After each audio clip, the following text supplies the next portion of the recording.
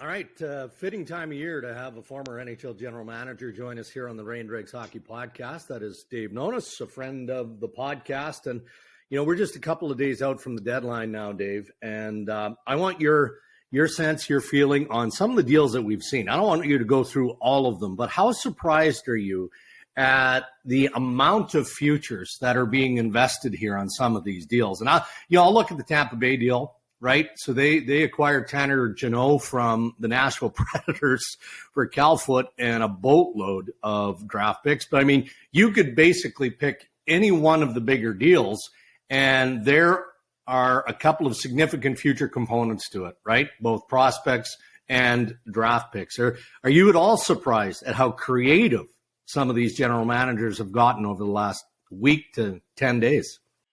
I wouldn't say surprised, but it's definitely the trend is putting futures in. Draft capital is getting deals done. It's you're not seeing high-end prospects or even young players getting moved in these deals. They're putting excessive amount of draft picks in order to try to get a deal done. And the Jeannot deal is a good example. I think that if you look at what Tampa's history has been of late, it's identifying a player that maybe a lot of people didn't have on their radar, but it's a good fit for them, and paying whatever it takes to get them. And it's worked out for them in the past.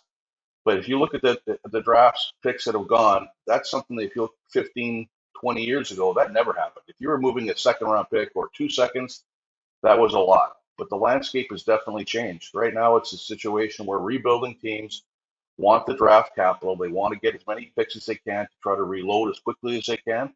And that's a currency that's being used. And I think I think quite frankly, it makes sense for both teams. Teams, in these types of trades, because teams that are going for it, they don't want to move players off their roster. They want to add players to their roster. And if they really think that they have a chance to win, the draft picks that they're giving away right now don't make, a whole lot of sense of holding on to, as opposed to giving up a player off the roster. Dave, the last 5 to 10 years, we've seen the explosion of analytics into hockey, perhaps later than some of the other sports. And it's not just what we see on the ice, it's in the way that teams are built. And now each team has an analytic group that puts a value on each draft pick and what that pick might be. And the retaining money is X number of dollars equals this round draft pick. Would that make it easier to quantify what these future picks might mean to you, as opposed to before when you were just kind of going on feel and gut? Yeah, no question. And that has become a big part of it. We've worked with the analytic departments and the teams I've been with to try to generate value. What is the value of the pick? What is percentage of that pick playing? What is percentage of that pick having an impact? How big of an impact? How many games is that player going to play? That's become far more important and looked at than it was years past. Years past, again, going back to when I started, you might look at the draft, the 21st overall pick and say, how many games has he played? But now they go much deeper into it in terms of games played and impact. What is the impact of that player? So, it's not like they're useless or worthless, these picks that are being thrown in there. But these teams know what the percentage of that player playing is. And if you look at what teams want, yes, 5th and 6th round picks are important. You want those in there. It's another chance of getting a player. But really, you're talking about the 1st and 2nd round picks that are really driving these trades. Those are the ones that are going to be looked at years down the road to see, was that a good trade or wasn't it? It's hard to evaluate these now. People want to. Look at all the picks this team got, or look at the player they gave up. But what those picks turn into is going to be very important. And some of these teams that are garnering all these picks, if I was going to spend money right now on a team, it would be in player development and scouting, amateur scouting, because these picks are great, but if you're not turning them into real prospects and developing them, then at the end of the day, you've done all this work for nothing, and your team's not going to go forward. Well, I thought Julien BriseBois was incredibly blunt and honest yesterday. The fact that he said the odds of one of these picks helping us now is 0. And it just really spoke to me about the differences teams have to look at in the window of where their franchise is. Like Chicago's got 30 picks in the next 3 drafts, and Tampa's got about 4. and it's because pretty clearly the different stages of their teams at this point. I love what Julien does. I mean, I think that, again, it's going to change at some point in Tampa where they're going to want those picks and they're going to want to reload. But he's done a good job in the last couple of years of identifying what they need. Maybe not the best player available, maybe not the sexiest, player that they could bring in, but a player that they need. And he's done it for, last couple of years. Hagel, Paul, Goodrow, those are names that helped that team immensely. And I think this is another one where he looked at it and said, this is a player that's not having the best year, but is a really good player, had a great year last year, but he fits what I need. And, that's what I think is really interesting about how Tampa does their business. I think they look at what they need, what they can get, and how do I go about getting it. And I think it's been a very successful formula. At some point, it's going to change there. They're going to have to go the other way and try to get some picks and restock the shelves. But right now, that window's still open in Tampa, and they're going to keep it open as long as they can. Dave Nonis joining us on the Rain Dregs Hockey Podcast. Dave, I want you to help us just through experience here and history. Connect the past with the present. There seems to be this general narrative out there that because Kyle Dubas is on an expiring contract, that if the Toronto Maple Leafs don't get past that first round, that he's just going to be allowed to walk. I mean, it's that simple. Is that way, way, way too simple? And then how do you read, what Dubas has been able to accomplish here in a relatively short period of time with the ads? I mean, that doesn't speak to me we know that Dubas isn't managing because he's looking for a contract extension, but you also have intimate knowledge, inner workings with that group in Toronto. So with educated kind of background here, how do you read that scenario, or is it way too soon? And that first round is definitely going to have significant influence on whether or not he stays in Toronto or goes. I think it'll have some impact, but at the end of the day, it really shouldn't. If we're all praising Kyle for the job he's done, I think most people are. He's done a really good job in the last several weeks of adding some key pieces to that team. If we're as a group, when you say as a group, the media, the fan base, saying that Kyle's done a really good job of giving this team a chance to win, and they don't, how do you change that evaluation? How do you say he's done a really good job right now and then say, well, we lost in 7, so he's got to go? I just don't think that's the way of looking at evaluating him. If he had done nothing and gone into this playoff with a team that had a chance to win, and I think that they do, and they lost in the first round, I think you can make a case that, Kyle, look at what you've done. You didn't do enough to get us over the hump. I think he's done a really good job. And I think you have to evaluate the job he's done based on the pieces he's had and how he went about doing it. Now, they're not playing against the weak sisters. This is going to be a pretty tough goal for them. And I think you can look at that matchup if they end up playing Tampa, which is almost a sure thing, and say that that Toronto may have a better team on paper. You could make that argument that they have a better team on paper. What they don't have is the experience that Tampa has. They don't have that goalie. So those are two things that could be difference makers, and Toronto still might lose that. They still might lose that series. I don't think it's the fault of the general manager in this case for not adding enough pieces or putting enough bullets in that gun so they have a chance to compete, because he did do that. Yeah, the one thing I worry about that series from Toronto's standpoint is they might win 3 games by scoring 6 goals, and Vasilevsky might make 45 saves the other 4 games, and you lose. It to me, that series has the potential to be 2 completely different series inside the same series. I want to ask you, Dave, about David Poile, who's retiring in Nashville. Just a remarkable career. I remember seeing him in Pittsburgh in one of the games in the finals, and he was walking one way, I was walking the other way, and I just had this sense the enormity of it for him. He'd been in it so long, and there they were in the finals. They were so close, and of course they weren't going to go on and win. Maybe dealing with David or a thought on his outstanding career. Yeah, a couple of things with David. I mean, first of all, you have to congratulate him for lasting this long. I mean, that's an incredible amount of time in the manager's chair, and he did a great job over a number of years, and in some difficult circumstances. And it wasn't always a bed of roses in Nashville. Yeah, I think he did some great things there. I love working with David. He was one of the guys that you could always trust. You knew that he was telling you the truth. Um, we got deals done together, did several deals with David over the years, and you knew that what you were getting, he wasn't selling you on it. He was telling you what you were going to get, and you could trust him.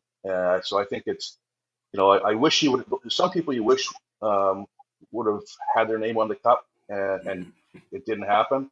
And David's one of them. And I think he was a guy that Yeah. really put the time in and deserved it. I think it's an interesting dynamic what's going to go on there with Barry Trotz going in. I was saying this the other day to some people. I've had some of the coaches that I've been around or had would have made terrible general managers because they were emotional. Some of the things they would bring up, can you get this guy for that guy? And you'd shake your head and say, what are you talking about? That's going to set us back for years. I don't think that's the case with Barry Trotz. I think this is a measured, smart, calm individual. I don't know him very well, but watching him and how he operates, I think he's going to go about this methodically. And I think that it'll be interesting to watch, but I think he's going to do really a very good job in Nashville. Dave, why don't you walk us back through as we come back to the trade deadline here?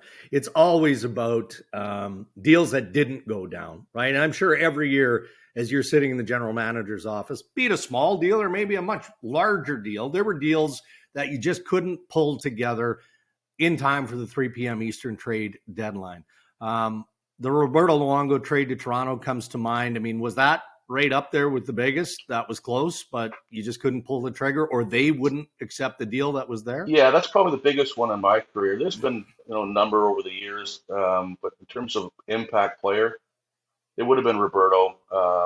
That was one where I just couldn't talk myself into it. As much as I loved the player and I knew he would have a major impact on our group, it just would have been very difficult for the franchise moving forward. Quite frankly, I don't know if even today they'd be in the same situation because they would have had to operate differently for a number of years after that contract didn't expire. Like, are you talking first round picks and plus and plus and plus? Yeah, there was picks. It wasn't the picks that made me walk away. It was the contract and what would happen after if he retired, which he did do.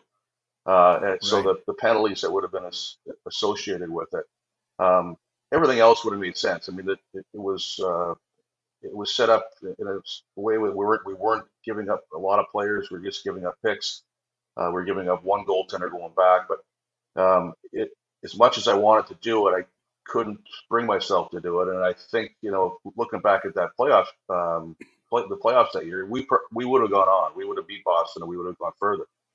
But as a franchise, it would have hurt us. The most difficult deadline that had ever been associated with was after the Bertuzzi incident, because we were left with very little time. We went from being a contending team with long run aspirations to having our best player, one of our best players, if not our best player, out for the rest of the year. So it's one thing that I can tell you that if you're trying to find a player on the last day before the deadline, it's not going to happen. We scrambled like crazy to try to find pieces that fit, and we did our best. You can't execute big trades on the last day. We were able to get Jeff Sanderson, Martin Gruchinski, decent players, but far from their prime at that point.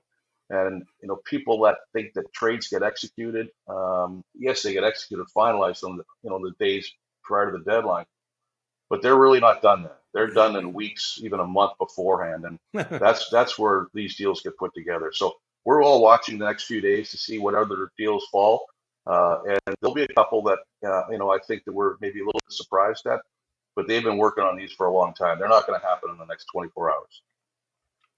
Okay, so the last one for me, the teams are making deals all around you. You're close on a couple, but you're not sure how close you are. Some other teams are poking around the same players. Your sleep to rest ratio in the next 3 days is 0, or like how could you even get any relaxation at this point? Are you just panic city? Yeah, you don't get much the last couple of days. You really don't leave the rink. I mean, that's as stupid as that sounds, because you have a cell phone, but you basically stick around the rink almost 24 hours for the days leading up. If you're on the road, you've got a big suite somewhere with your staff, and you're waiting for something to happen, even if you know that you might be sitting there in vain. But you're sitting there, if you've got offers out, and if you've made calls to see if prices drop, or if there is interest in some players you're trying to sign.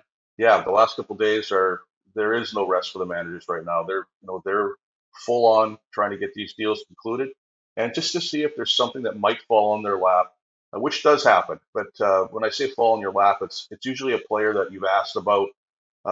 They want a first round pick or a second round pick. They don't get it. They come back to you unexpectedly, on the day of, and say, I thought I was going to get a first, but I'm only going to get a third. Are you interested? And you have to be prepared for that as well. That's kind of what you're waiting for. Big deals are already concluded. It's the ones that might circle back to you that you're kind of sitting on pins and needles and waiting on the last days leading up to the deadline. Here, I'll take you back in my history with Dave as a general manager. Everybody assumed that if there was something coming out of the Leafs or coming out of Vancouver, Anaheim, wherever, that Dave was my pipeline. He might have been the worst at responding to text messages at or around the trade deadline than any of the general managers and contacts that I had. I used to, Dave, you could probably confirm this. How many times would I absolute carpet bomb you? Like, if I felt like there was something going on with your team, I'd literally text. You got to answer this or I'm going to keep doing it every 40 seconds. Yeah, he did. He did it all the time. And I used to tell him, listen, if I don't answer you, maybe there's smoke, there's fire, but I'm not calling you back. So it was So I'm gonna tag it with this. On Saturday, I'm doing the Rangers at Washington game this past Saturday. Yeah. And so in between the second and third period, I'm standing in the hallway talking to Emily Kaplan. She gets a note and she goes, she tells me the Canucks traded for Kravtsov. Mm-hmm. Now, the Rangers are 3 feet to my right. Right? And I know somebody in the management with the Canucks. So I text Cammie and I say, I just put Kravtsov with the question mark. She texts back, what about him? I'm like, are you kidding me? Like, I know. So I send a note back. I just heard the deal's done. I just heard. That is so good. Like, so that's my pipeline right there. Zippo. Yep. All right, David, we'll let you go, man. Appreciate you doing this pre-deadline, and obviously we'll have you back after the deadline to kind of look at the aftermath and the mayhem that's already transpired, but some bigger names still in place, so let's hope they hang around till Friday. Thanks for doing this. Thanks for having me, guys. Thanks, Dave.